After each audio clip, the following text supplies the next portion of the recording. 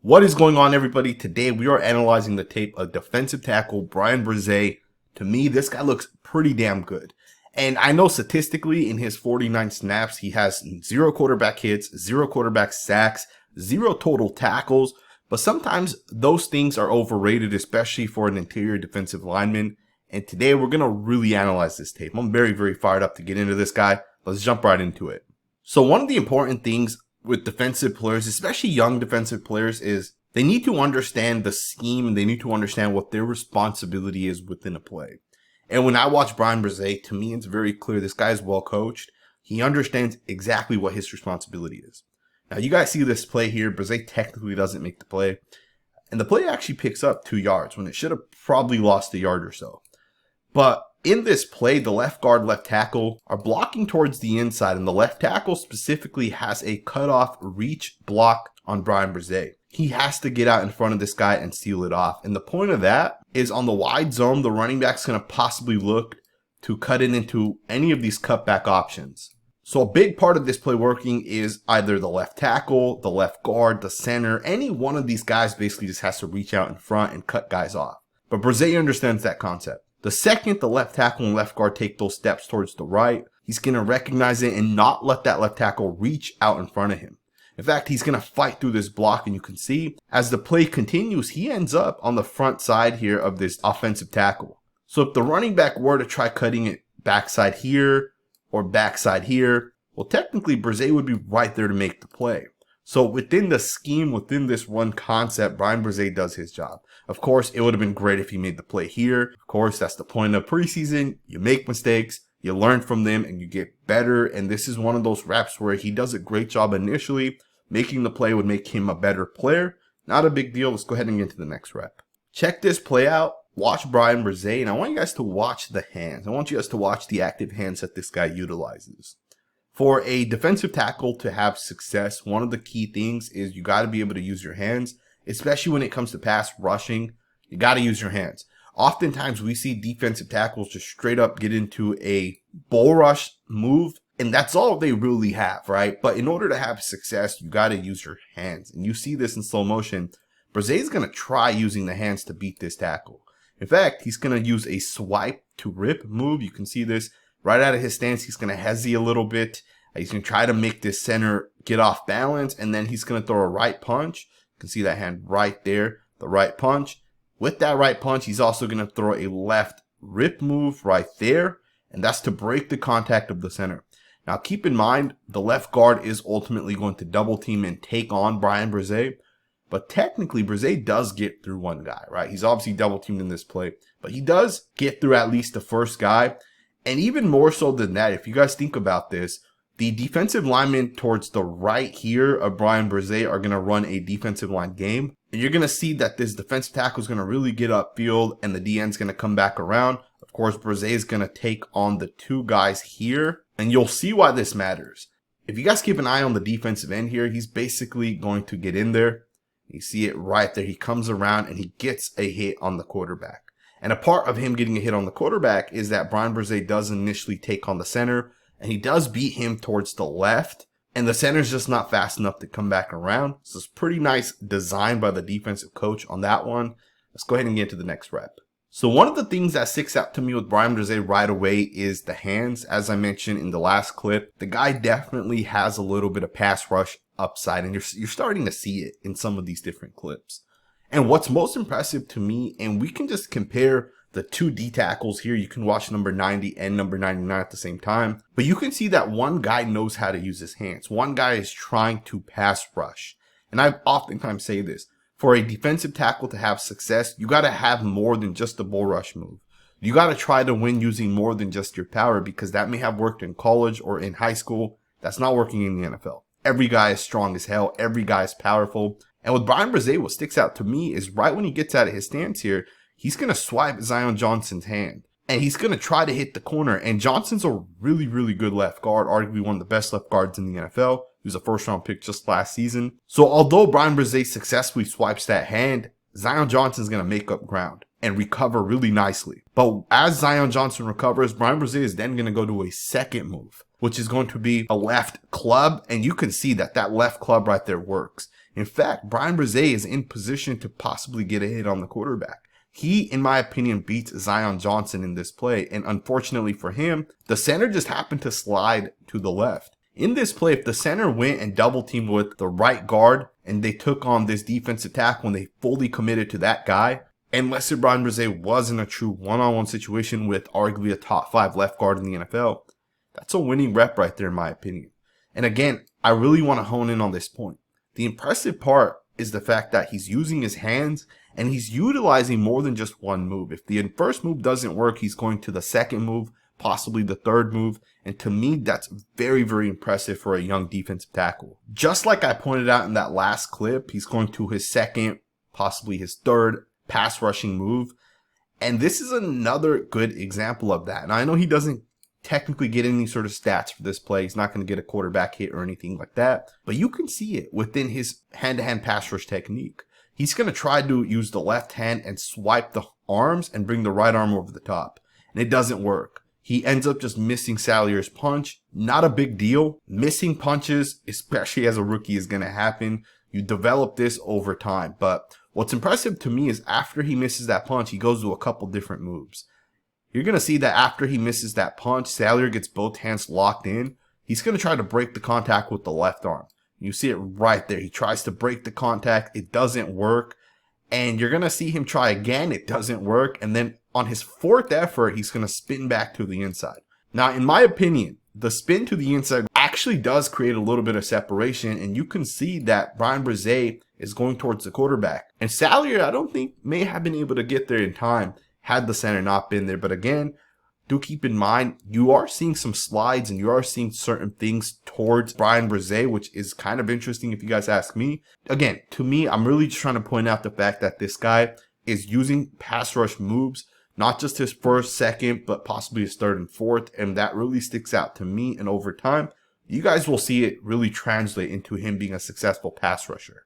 I want you guys to watch this play right here. This is the 10-yard sack on 3rd and 4 by Peyton Turner, a guy that I really liked. In fact, the very first Saints video I ever did was of Peyton Turner. He was a guy that I thought was incredible coming out of college. And I know a lot of people were surprised when the New Orleans Saints picked this guy, because some people were saying, why the hell did you take this guy in the first round? But this is why you would take this guy in the first round. This is the type of stuff that really looks good on tape. I mean, right away, right out of his stance, he's going to hezzy, punch with the left hand, bring the right arm over the top. And it just looks really nice. He even breaks the contact at the end of this. And let me tell you guys exactly what I mean. Hezzy, punch, arm over the top. The right arm is the only thing that can stop this defensive end. It's the only thing that can help this left tackle. And Turner's going to break the contact with the right arm right there. He's going to bring his arm down, which ultimately pins that arm. And you can see he's going to get to the quarterback. That's a really nice shot right there. Let's go ahead and get to the next rep. I do find it interesting that Bryan Bresee is being double teamed more often than any of the other guys when he's out there on the field. I don't know why that's kind of happening. I'm not sure if it just happens to be that the center calls the slide towards that side. I'm not sure if some guy is flashing. Maybe he's lined up here off the box that I'm not seeing. Doesn't make sense to me why the slide is towards Bryan Bresee. The only thing that really makes sense to me is that this offensive line feels he is the guy that the slide should go towards. Either way, I kind of find it interesting. Let's go ahead and get to the next rep. Great job right here by Bryan Bresee. He's going to try a swipe rip move and it's not going to work. So instead, he's going to get the hands up and knock the football down. 1st and 10 is a really nice rep. Keep in mind, this was a one-step drop by the quarterback. So really, you're not going to have a true shot to get to the quarterback. All right, there are 1-step drops and 3-step drops where it's very unlikely for a defensive lineman to actually get to the quarterback. So the next best thing is to get the hands up and knock the pass down. And I do want to state this, you know, sometimes when guys knock passes down, it's because they're oftentimes just kind of standing straight up. That's not happening with Bresee. He is trying his pass rush move. You see the right hand right here is going to swipe down there, and then the left hand right there is going to come up for the rip move. The move just doesn't work properly in this instance, and that is something he'll continue to develop. Yes, he's trying these moves that worked for him in college. No, they're not working for him right now. Not a big deal. He's going to continue to try. He's going to continue to develop it. Let's go ahead and get to the next rep. Once again, Bryan Bresee is going to try a move that's not going to work. But still, I find it interesting that he's trying these different things. I find it interesting that as the defensive tackle, he's trying to spin back to the inside. And he actually does set it up pretty nicely. He's going to throw the right chop, as you guys are going to see. The right chop has to be thrown as you spin. And he definitely does it correctly. It just doesn't happen to work for him on that one. Not a big deal. Again, as we watch tape, especially in preseason, one of the things you guys got to understand is defensive tackle is a very hard position already in itself. It is arguably one of the hardest positions in the NFL, and it's arguably the position that takes the longest for guys to really develop in. And usually we see guys like Quinnen Williams, we see guys like Dexter Lawrence. We see these guys take 2 to 3 years sometimes to develop. So give this guy time. I think the upside's definitely there, and you're seeing little flashes, right? Spinning, chopping, swiping, those type of things will translate over time. Now, one of the reasons why I like a guy that can use his hands for pass rush is because those hands also work to defend the run. And here's a great example of that. You see Bryan Breese basically get right around his initial blocker. And again, sometimes it's these little things where you're able to swipe, bring the right arm over the top, and basically win and set yourself up in this gap. Now, had the quarterback actually handed this off to the running back, obviously he keeps it on the read option, but had he actually handed it off, Bryan Breese may have been right there in the gap to possibly blow this play up. So just kind of keep that in mind. Although it's not leading to actual tackles or sacks or those type of things, you can see the winning rep. And you can see that at an individual level, he is winning his rep. And when you have 11 guys that are individually winning their reps, you get a top defense in the NFL, right? So again, Bryan Breese right now is definitely flashing. Let's go ahead and get to the next rep. So in that last game, he only played in the first half. So I do want to go back and just show you guys a couple of his reps against the Kansas City Chiefs. Once again, there's a little bit of pass rush upside. Here he is going up against the starting right guard of the Chiefs in Trey Smith.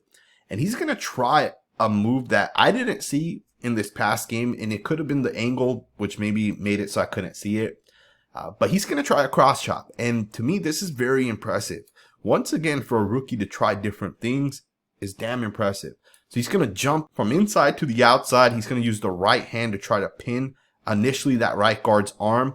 It doesn't work all that well. You can see, obviously, the guard kind of stays upright, but you can also see with the left hand, he's going to try to pin it. Doesn't work all that well. Now, I will say this. This isn't a bad spot to be in, because if the guard has to get that arm across from you because you possibly hit the outside leverage, well, that could technically be called the hold. In this instance, I don't know if the guard's necessarily holding, but he is going to use that cross chop move.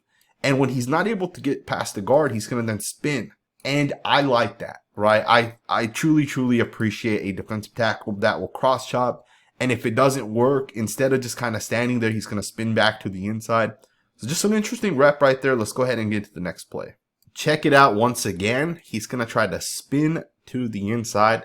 It looks very similar to the spin we saw in this most recent game from this past week against the Los Angeles Chargers. You can see he's going to try to spin. He's going to really get that right arm up as he comes back to the spin.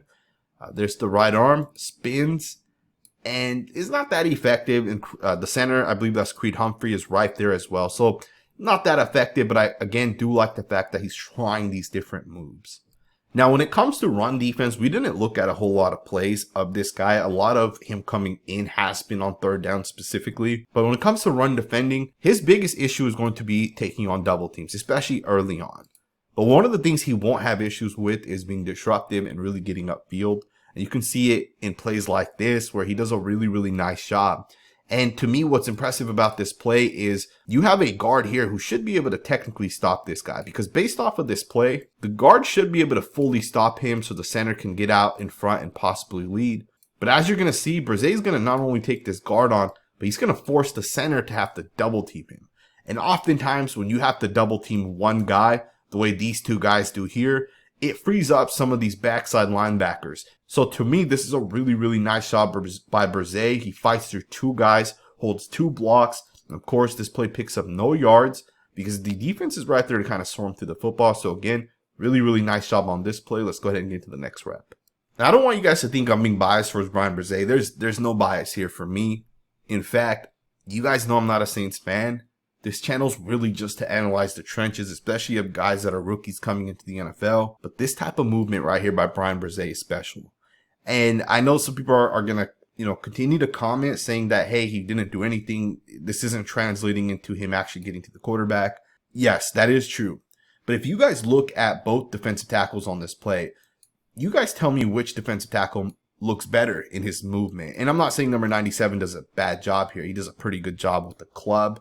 But he doesn't necessarily get pressure, and he's in a one-on-one block. Now imagine if the right guard here was in a one-on-one block. Because had he been in a one-on-one block, Bryan Bresee beats him right away. I mean, look at this. Look at this defensive tackle, the way he gets beat by Bresee. Of course, the center's right there to kind of help. But these are the little things that over time, as the speed of the game slows down for Bryan Bresee, as you get these starting defensive players around Bryan Bresee, the starting linebackers, the starting defensive ends and tackles, and Bresee is not the guy that you're going to focus in on. These plays are going to lead to pressures and sacks and hits and wins. That's a really, really nice job initially to get out of your stance and just straight up beat a guy with your speed, club him, get right around him. Just a really, really nice job. So one of the things that I've noticed with Bresee is he's not very good when it comes to running defensive line games.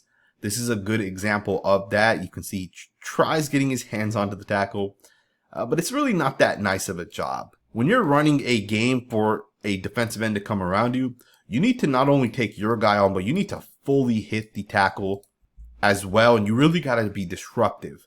And in this instance, he does take on his guy, obviously, but as he goes into the tackle, he really just puts two hands on him. And that's not good enough right there. To me, you got to absolutely crush both the guard and the tackle and really free up the defensive end. Not a big deal, obviously a learning rep. Let's go ahead and get to the next play. Once again, another really, really nice rep with Bryan Bresee. He's going to beat the right guard here. And he's going to get double teamed, but he still gets fairly close to the quarterback. I think this should count as a pressure. I know statistically it didn't.